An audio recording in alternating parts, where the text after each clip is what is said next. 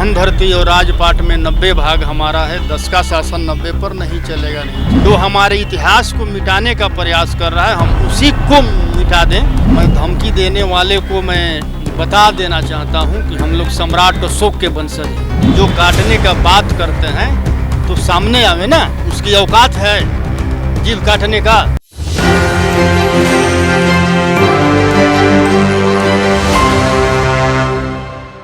नमस्कार, एक न्यूज़ 24 देख रहे हैं आप और मैं हूं आपके साथ अविनाश। इस वक्त राजद कार्यालय में और फतेह बहादुर सिंह हैं जो आरजेडी विधायक है। आज आप कार्यालय में पहुंचे हैं। जगदेव प्रसाद बाबू का जयंती समारोह है, कैसे देख रहे हैं इन सब चीज़ों को? हम जगदेव बाबू के 101 जयंती आज है, उनके जयंती पर देश को संदेश देना चाहते हैं कि हम जो जगदेव बाबू ने नारा दिया था 100 में 90 शोषित है, शोषितों ने ललकारा है और धन धरती और राजपाट में 90 भाग हमारा है, 10 का शासन 90 पर नहीं चलेगा नहीं चलेगा। लेकिन आज वही चल रहा है, 90% पर 10% का ही शासन चल रहा है। तो मैं पूरे देश को ये संदेश देना चाहता हूँ कि देश के 90% के लोग जो बहुजन समाज के लोग हैं, जो समाजवादी विचारधारा के लोग हैं, जो जगदेव बाबू को मानने वाले लोग हैं, वो एक हो जाएं। चूँकि एक होना बहुत ज़रूरी है, चूँकि जो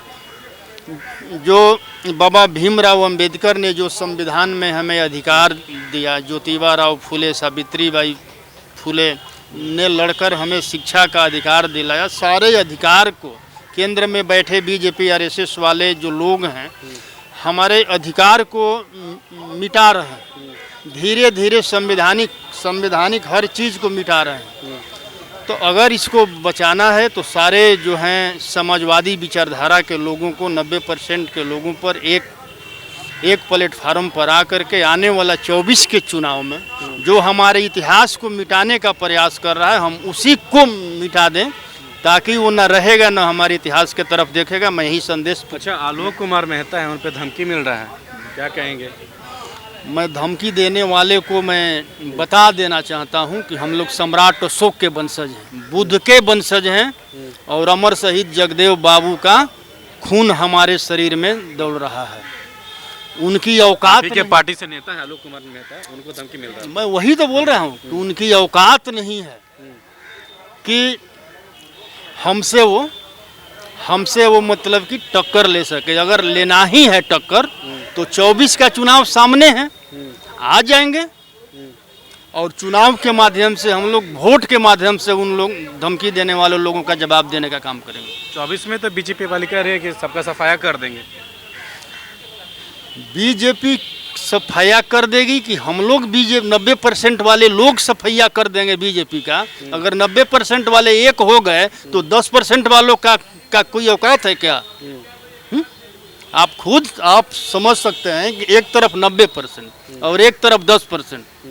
और बीजेपी जो काम कर रहा है आप देख लीजिए ना।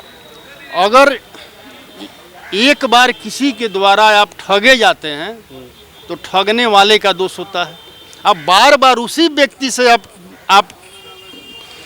धोखा खाते हैं, ठगे जाते हैं तो दोष आपका होता है। तो इस बार भारतवर्ष के 90% के लोग धोखा खाने वाले नहीं हैं, क्योंकि समझ चुके हैं कि भारत के प्रधानमंत्री नरेंद्र मोदी द्वारा जो 24 में जो वादा किया गया था एक भी वादा पूरा नहीं किया गया है और सारे सरकारी संस्थान को बेचा जा रहा है। मतलब इनडायरेक्ट बाबा साहब ने जो संविधान में अधिकार दिया है वो संविधान में मिटाने का काम भारतीय जनता पार्टी कर रही है। आप ही के कोटे से एक मंत्री हैं शिक्षा मंत्री चंद्रशेखर सिंह, जिस तरीके से बयान दिए थे, विपक्ष तो कह रही है उन पर कार्रवाई होना चाहिए, अभी तक कार्रवाई नहीं हुआ और जीभ काटने की भी बात हो रहा है उन पे। तो किस चीज़ पर कार्रवाई होगा? बिल्कुल सही बयान उन्होंने दिया था। रामचरितमानस में वो जो चौपाई है, ढोल गंवार शूद्र पर सुनारी, ये सब सकल तारण के अधिकारी, ये तो नफरत फैलाने का है ही।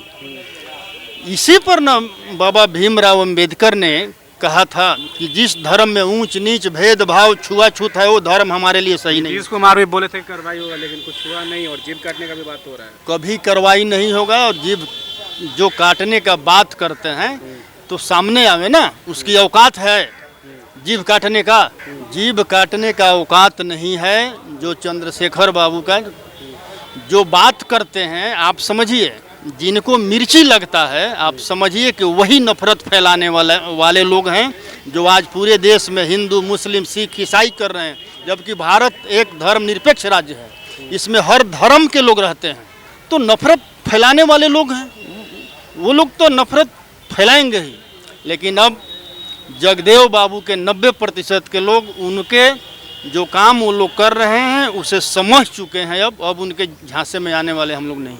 हमारे साथ फतेह बहादुर सिंह जो आरजेडी के विधायक भी हैं, उन्होंने कहा है कि जगदेव बाबू प्रसाद के जयंती समारोह में आज आएँ और जगदेव बाबू के 90% लोग बीजेपी वालों का सफाया करेंगे। और बीजेपी का कोई जो बात कह रहे बीजेपी वाले चंद्रशेखर सिंह पे भी अब तो सवाल उठा रहे थे कि उनको कार्रवाई होना चाहिए, जीप काटने तक का भी बात हो रहा था। आलोक कुमार मेहता पे भी अब तो धमकी मिल रही, तमाम चीज़ों को लेकर कहा है कि अगर किसी को हिम्मत है तो सामने से आके बात करे।